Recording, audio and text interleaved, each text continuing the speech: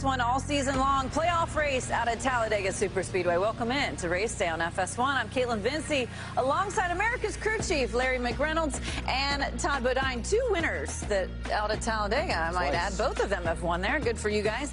But so many unknowns going into this race today, right, Todd? There's one thing for certain when you go to Talladega Speedway, that there is nothing for certain at the playoffs. I think there's a good chance that could happen. He's already got the finger out. Larry Mack is fired up. All right, I want to talk about this. Last time out, it was.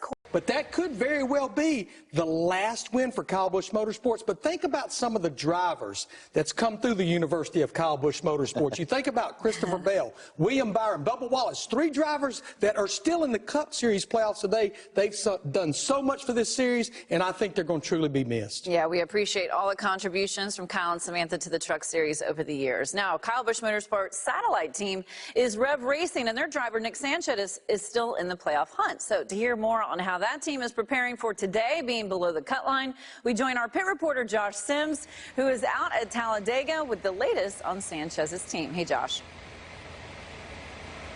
Well, hey, Kate. Leading, you're playing defense. You want to play defense, or do you want to be second and be on the offense? I don't know. It worked both ways for me. Okay, we'll have to see if this could be an opportunity race for maybe one of the non-playoff drivers. And speaking of chasing opportunity, 1 year ago, Jordan Anderson came to this race looking for a chance to win it all. And everything went wrong very early in the race. We sat down Jordan to talk about that day and how things could have been different.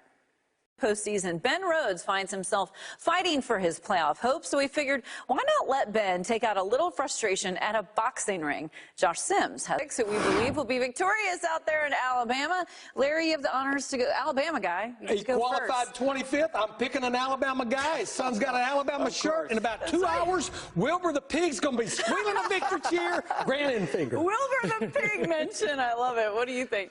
Well, my different direction was, I think the guy I just talked about with all that speed, Zane Smith, is going to speed it right to victory lane. Love it. Okay, those are good picks. I'm going with a guy we also heard from with the boxing, and that would be Ben Rhodes. I think Ben Rhodes can get above the cut line and get a win out there in Talladega. So we're getting closer and closer to racing out at the Super Speedway in Alabama. So now we head out to the racetrack and join the track for pre-race ceremonies. 1 second and the other. I mean, what a great job he did, and you're right. That could save his season right there. Now, one of the biggest stories throughout the course of this race was Zane Smith, who came in below the line. Reigning champion had an incident on pit road, hitting his pit crew member, Charlie Plant. Baylor at UCF college football game. You can find it on the Fox Sports app right now. And at the end of the truck race, that game will be here on FS1. So, in typical Talladega fashion, guys, lots of cautions here at the end. No big surprise there. This is the big one, though. We've been waiting for this to unfold. What did you see from this incident? Well, I'm going to call this a race. Oh, man, that hurts, you know. You just feel for him because of how bad it was. So what is this like for drivers, especially the guys who are in the playoff hunt right now, and you're getting to the tail end of the race, you keep having these cautions and moments you have to stop down. What is that like for them? Well, if you're the guys in the back, this is what you're worried about.